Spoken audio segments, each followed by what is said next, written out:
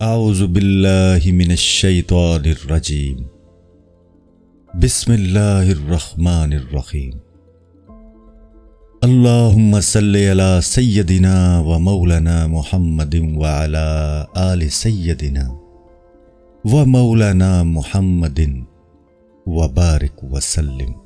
جلد ششم، حکایت نمبر 6۔ اس بیان میں کہ دھوکہ اس ہندی ہی کو نہ تھا بلکہ ہر آدمی ایسے دھوکے میں ہر وقت ہر مرحلہ میں مبتلا ہے بجوز اس کے جس کو اللہ بچائے۔ خدا کی عطا کی ہوئی طاقتوں کو پورے طور پر کام نہ لانا کفر ہے۔ اس دنیا میں سرداری اور کسی طرح کی بڑھائی کی خواہش نہ رکھ، کیونکہ اس کے پیچھے تیرے لیے موت اور درد پوشیدہ ہے۔ غلام بن جا، زمین پر اپنے پاؤں پر چل، دوسروں کے کندھوں پر سواری نہ کر۔ ناشکرا انسان سب کو اپنا غلام سمجھتا ہے اور مردوں کی طرح لوگوں کے لیے بوجھ بن گیا ہے۔ یاد رکھ، سرداری طلب نہ کر، درویش بن۔ جس عہدے پر تو اکڑ رہا ہے اور جس سے شہر کے مشابہ سمجھ رہا ہے، دراصل ویرانہ ہے۔ اس کو دھکے دے دے تاکہ موت کے بعد تو ویرانے میں پڑاؤ نہ ڈالے۔ حضور صلی اللہ علیہ وآلہ وسلم نے حضرت حکیم ابن حزام رضی اللہ تعالی عنہ کو نصیحت فرمائی کہ اپنی تمام ضروریات کا سوال اللہ تعالیٰ سے کرنا چاہیے۔ ہاں، اگر اللہ کا حکم ہو تو دوسروں سے بھی مانگا جا سکتا ہے، جیسے حضور صلی اللہ علیہ وآلہ وسلم کو حکم ہوا کہ آپ ان سے صدقہ وصول کیجئے۔ امر خداوندی کے بعد سوال برا نہیں، یہ نبیوں کا طریقہ ہے۔ اگر انسان کلمات کفریہ بھی اللہ کے لیے اختیار کرے تو عین ایمان ہے، جیسا کہ بعض صحابہ رضوان اللہ تعالی اجمعین نے اسلام کی مدد کے لیے اختیار کیے۔ نیکی کی خاطر کوئی برائی نہیں ہوتی۔ تو باز بن جا، شکار کر کے بادشاہ کے ہاتھ پر آ بیٹھ، اللہ کی طرف رجوع ہو جا، انابت اللہ اختیار کر تاکہ تجھے دنیا میں پھنس کر آخرت میں افسوس کا سامنا نہ کرنا پڑے۔ چور کو جب سزا ملتی ہے وہ تو چوری کی لذت کو دھکے دیتا ہے۔ غمگین کو جس چیز سے غم پہنچا ہو وہ اس چیز سے دور بھاگتا ہے۔ ہر خطا کار اسی طرح اپنی خطا کو دھکے دیتا ہے، لیکن پھر اس پر بھول طاری کر دی جاتی ہے اور پھر اسی خطا کا ارتکاب کرتا ہے۔ ہر انسان جب قدرت کی منشا کے خلاف کوئی کام کرتا ہے تو اس پر بھول طاری کر دی جاتی ہے۔ پروانہ بار بار شمع کی طرف جاتا ہے اور کہتا ہے کہ بظاہر تو چاند کی طرح روشن ہے، لیکن تیرا قرب جلانے والا ہے، تو دوستی میں دھوکے باز ہے۔ جلد ششم، حکایت نمبر 7۔ اس آیت کی تعویل کی وسعت کا بیان۔ جب وہ لڑائی کی آگ بھڑکاتے ہیں، اللہ اس کو بجھا دیتا ہے۔ اس آیت میں بیان کیا گیا ہے کہ جب کفار اللہ کی منشا کے خلاف مسلمانوں سے جنگ کرنے کا ارادہ کرتے ہیں تو اللہ تعالیٰ ان پر بھول طاری کر دیتا ہے اور اس لڑائی کی آگ کو بجھا دیتا ہے۔ یہی حال ہر انسان کا ہے، جب وہ قدرت کی منشا کے خلاف کام کرتا ہے تو اس پر بھول طاری کر دی جاتی ہے۔ ایک قصہ سن لو۔ ایک چور ایک شریف آدمی کے گھر میں گھس آیا۔ چور کے گھسنے پر جب آہٹ ہوئی تو مکان کے مالک نے کپڑے کا چیتھڑا اٹھایا تاکہ چکماک سے آگ جلا کر چیتھڑے کو روشن کرے اور دیکھے کہ گھر میں کون ہے۔ چور اس کے سامنے چپکے سے بیٹھ گیا اور جو ہی چنگاری کپڑے کو لگتی وہ اسے چپکے سے انگلی رکھ کر بجھا دیتا۔ اسے محسوس نہ ہوا کہ چور اسے بجھا رہا ہے۔ اسی طرح اللہ تعالیٰ اپنے منشا کے خلاف ارادہ کو گناہگار کے دل سے مٹا دیتا ہے۔ گناہگار یہ نہیں سمجھتا کہ ہر کام خداوندی تصرف سے ہو رہا ہے۔ ہر جاننے والا جانتا ہے کہ دن رات بغیر خدا کی مرضی کے کیسے آ جا سکتے ہیں۔ فلسفی جو اپنی عقل پر نازاں ہے، محض عقلی دلائل سے خدا کا انکار کرتا ہے اور اپنی بے عقلی کو نہیں سمجھتا۔ کوئی گھر بغیر کسی کے بنائے کب بنتا ہے؟ اسی طرح یہ عظیم گھر دنیا بغیر کسی کے بنائے کب بن سکتی ہے؟ بغیر کسی لکھنے والے کے خط کا لکھا جانا غیر معقول بات ہے۔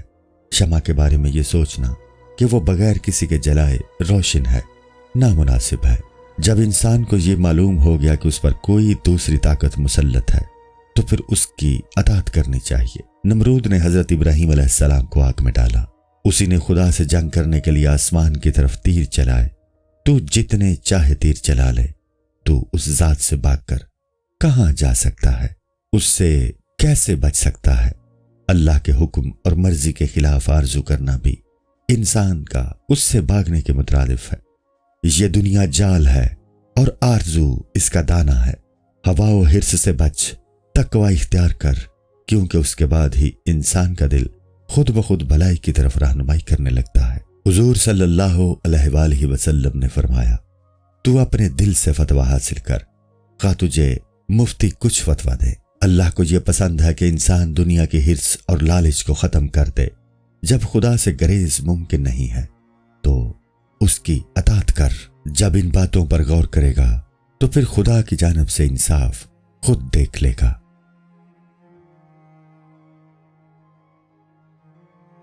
جلد ششم، حکایت نمبر 8۔ بادشاہ کا عمرا اور متعصبوں پر فضیلت، رتبے اور قرب کا سبب ظاہر کرنا اور ایاز کا پوشاک کا خرچہ حاصل کرنا ایسے طریقے پر کہ ان کی دلیل اور اعتراض باقی نہ رہا۔ امیروں نے بادشاہ محمود پر اعتراض کیا کہ ایاز کو 3 امیروں کے برابر تنخواہ کیوں دی جاتی ہے، جبکہ ایاز کے پاس بھی ایک عقل ہے اور دوسروں کے پاس بھی ایک۔ بادشاہ ان سب کو ایک دن شکار پر ساتھ لے گیا۔ بادشاہ نے دور سے ایک قافلہ آتا ہوا دیکھا۔ ایک امیر سے کہا کہ معلوم کرو یہ قافلہ کہاں سے آیا ہے۔ اس نے واپس آ کر بتایا کہ شہر رئی سے آ رہا ہے۔ بادشاہ نے پوچھا کہاں جا رہا ہے؟ وہ عاجز رہا۔ دوسرے سے کہا کہ معلوم کرو کہاں کا ارادہ ہے۔ وہ واپس آ کر بولا یمن کا۔ پوچھا ان کے پاس سامان کیا کیا ہے۔ دوسرے سے پھر پوچھا کہ واضح طور پر ہر چیز کیوں معلوم نہیں کی۔ وہ گیا اور واپس آ کر بتایا کہ ہر قسم کی چیز ہے لیکن زیادہ تر رے کے پیالے ہیں۔ بادشاہ نے پوچھا وہ رے سے کب چلے؟ وہ پھر جواب نہ دے سکا۔ اگلے کو بھیجا کہ معلوم کرے تو وہ واپس آ کر بولا 8 رجب کو۔ شاہ نے پوچھا رے میں پیالوں کا کیا بھاؤ تھا؟ وہ جواب نہ دے سکا۔ غرض ان تینوں سرداروں میں سے کوئی بھی پوری بات معلوم کر کے نہ آیا۔ سلطان نے سرداروں سے کہا ایک روز میں نے ایاز کو ایسی ہی معلومات حاصل کرنے بھیجا تھا۔ وہ اکیلا تینوں کے برابر معلومات لے کر آیا تھا۔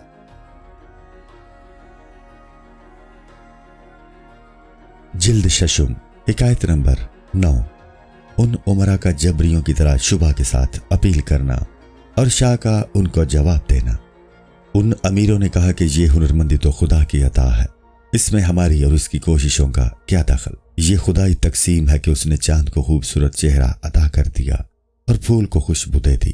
شاہ نے کہا یہ بات درست نہیں ہے، خدا نے بندے کو بھی اختیار دیا ہے، انسان جو کام کرتا ہے اس میں اس کی کوشش اور کوتاہی کا دخل ہے۔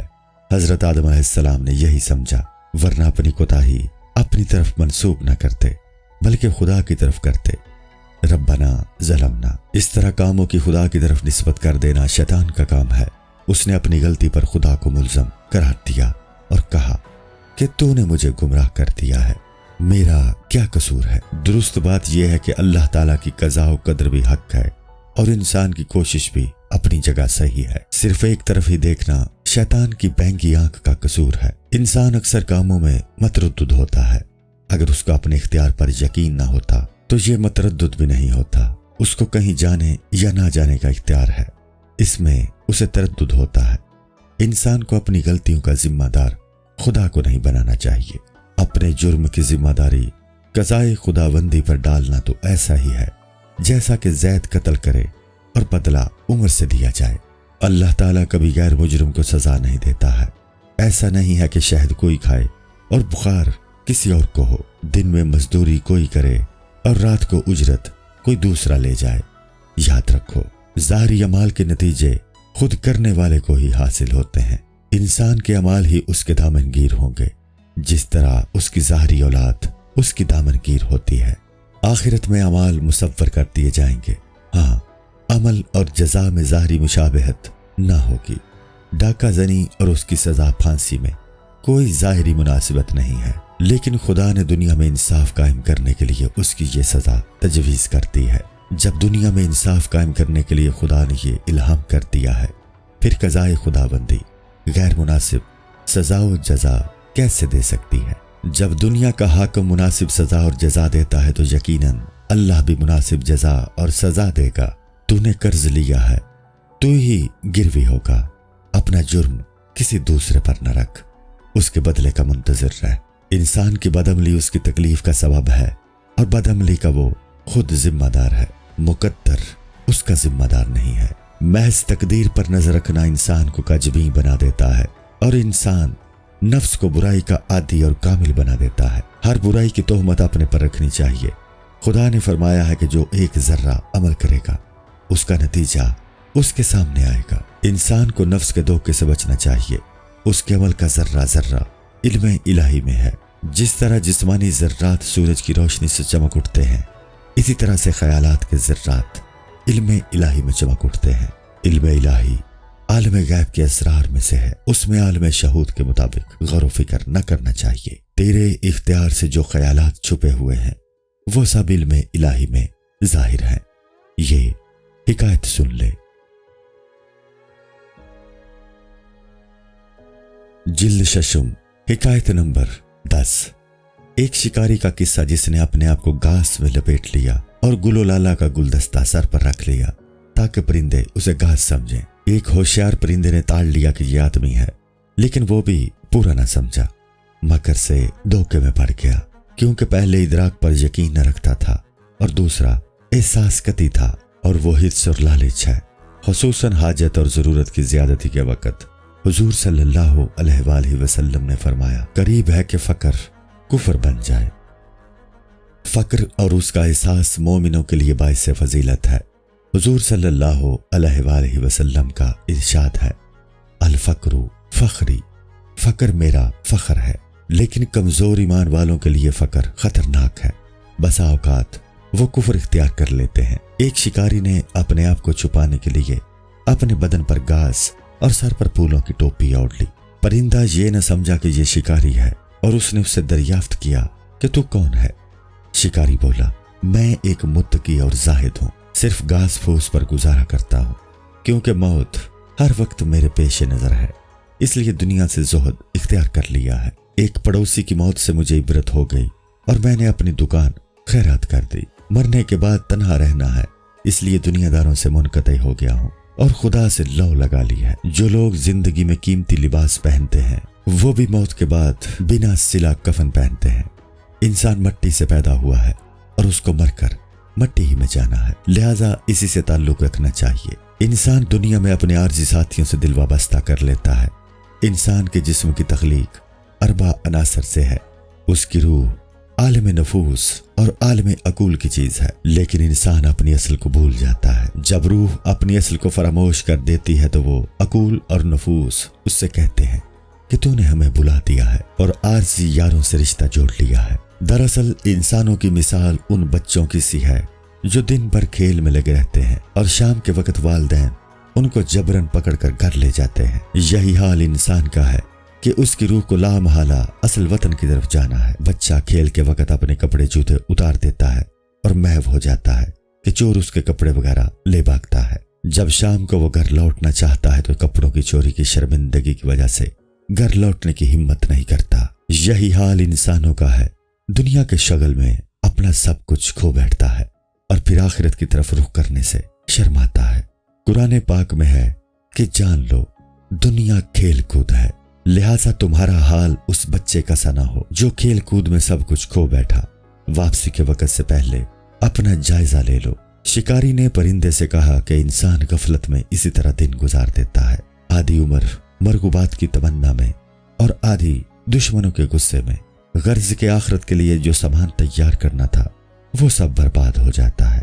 واپسی کا وقت قریب ہے، کھیل کود چھوڑ کر چلنے کی تیاری کرنی چاہیے۔ غلطیوں کی تلافی کی تدبیر توبہ اور استغفار ہے۔ توبہ کی حفاظت کرو، کہیں شیطان اسے نہ چرا لے۔ جلد ششم، حکایت نمبر 11۔ اس شخص کا قصہ جس کا دمبا چوروں نے چرا لیا اور تدبیر سے اس کے کپڑے بھی چرا لیے۔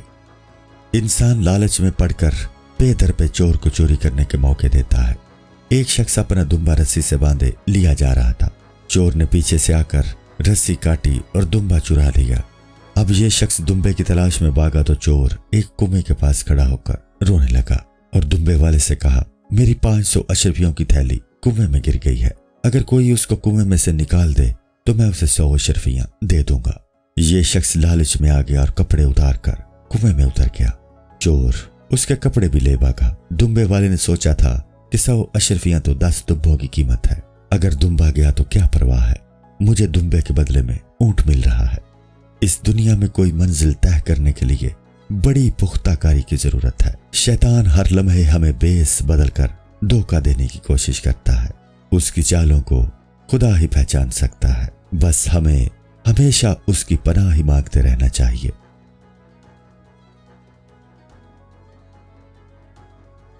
جلد ششم، حکایت نمبر 12، پرندے کا شکاری کے ساتھ رہبانیت اختیار کرنے کے بارے میں مناظرہ، جس سے حضور صلی اللہ علیہ وآلہ وسلم نے اپنی امت کو روکا کہ اسلام میں رہبانیت نہیں ہے۔ رہبانیت یہ ہے کہ انسان تمام دنیوی علاقے منقطع کر کے جنگلوں میں عبادت گزاری کرے۔ حضور صلی اللہ علیہ وآلہ وسلم نے اس سے منع فرمایا ہے۔ اسلام کہتا ہے کہ لوگوں کی بدخلقی پر صبر کرو اور ابر کی طرح لوگوں کو نفع پہنچاؤ۔ اسلام ہمیں جماعت اور امر بالمعروف اور نہی عن المنکر کا حکم دیتا ہے۔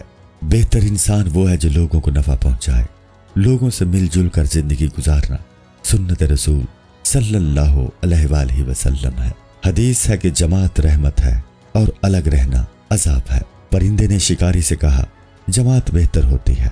شکاری بولا، بسا اوقات گوشہ تنہائی جماعت سے افضل ہوتا ہے، اگر برے ساتھ ہوں تو تنہائی افضل ہوتی ہے۔ بے عقل انسان ایک عقل مند انسان کی نظر میں مٹی کا ڈھیلا ہے۔ بے عقل انسان کو گدھے کی طرح صرف چرنے اور کھانے کی فکر ہے، اس کی صحبت بے ہنر بنا دے گی۔ بے عقل کا مقصود چونکہ غیر حق ہے، جو فانی ہے، اور خدا کے سوا ہر چیز فنا ہونے والی ہے۔ یہ تمام ممکنات سایہ کی مانند ہیں۔ ممکنات اور کائنات سے گزر کر ذات باری سے تعلق قائم کرنا چاہیے۔ غیر اللہ فانی ہے، اس کی صحبت بری ہے۔ مقصد میری چاہت کا کعبہ ہے نہ بت خانہ، ان دونوں سے آگے چل اے ہمت مردانہ۔ دنیا کی چیزوں سے محبت مردوں سے محبت کرنا ہے، اس لیے برے ساتھیوں سے تعلق قطع کر کے اللہ تعالیٰ کی طرف رجوع کرنا چاہیے۔ غلط ساتھی انسان کے لیے نقصان کا سبب بنتے ہیں۔ پرندے نے کہا کہ برے ساتھیوں کے ساتھ رہنے سے ہی نفس کے ساتھ جہاد ممکن ہو سکے گا، اگر دشمن نہ ہو تو جہاد کی فضیلت کیسے حاصل ہو؟ بہادر ہمیشہ وہی راہ اختیار کرتا ہے جس میں اس کو دوستوں کی مدد کرنے اور راہزنوں سے جنگ کا موقع مل سکے۔ دشمنوں کی موجودگی میں اس کی بہادری کی رگ ابھرتی ہے۔ اسلام میں کافروں سے جہاد کرنا نیکی اور مصلحت ہے، اور غاروں میں بیٹھ کر عبادت کرنا حضرت عیسیٰ علیہ السلام کا دین تھا۔